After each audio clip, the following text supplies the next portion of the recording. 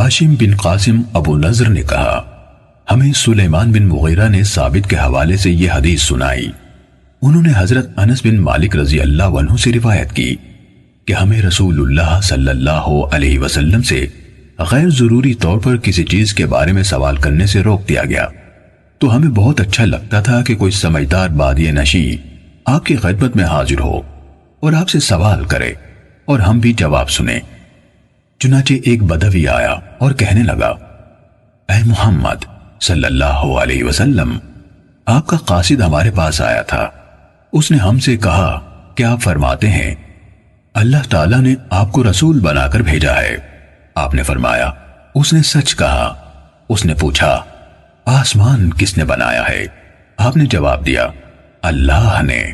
اس نے کہا زمین کس نے بنائی؟ آپ نے فرمایا اللہ نے۔ اس نے سوال کیا یہ پہاڑ کس نے گاڑے ہیں اور ان میں جو کچھ رکھا ہے کس نے رکھا ہے؟ آپ صلی اللہ علیہ وسلم نے فرمایا اللہ نے۔ بدوی نے کہا اس ذات کی قسم ہے جس نے آسمان بنایا، زمین بنائی اور یہ پہاڑ نصب کیے، کیا اللہ ہی نے آپ کو رسول بنا کر بھیجا ہے؟ آپ صلی اللہ علیہ وسلم نے جواب دیا ہاں۔ اس نے کہا آپ کے قاصد نے بتایا ہے کہ ہمارے دن اور رات میں ہمارے ذمے 5 نمازیں ہیں۔ آپ نے فرمایا اس نے درست کہا۔ اس نے کہا اس ذات کی قسم جس نے آپ کو بھیجا ہے، کیا اللہ ہی نے آپ کو اس کا حکم دیا ہے؟ آپ نے جواب دیا ہاں۔ اس نے کہا آپ کے الچی کا خیال ہے کہ ہمارے ذمے ہمارے مالوں کی زکوٰۃ ہے۔ آپ نے فرمایا اس نے سچ کہا۔ بدوی نے کہا اس ذات کی قسم جس نے آپ کو رسول بنایا، کیا اللہ ہی نے آپ کو یہ حکم دیا ہے؟ آپ نے جواب دیا ہاں۔ اعرابی نے کہا آپ کے الچی کا خیال ہے کہ ہمارے سال میں ہمارے ذمے ماہ رمضان کے روزے ہیں۔ آپ نے فرمایا اس نے صحیح کہا۔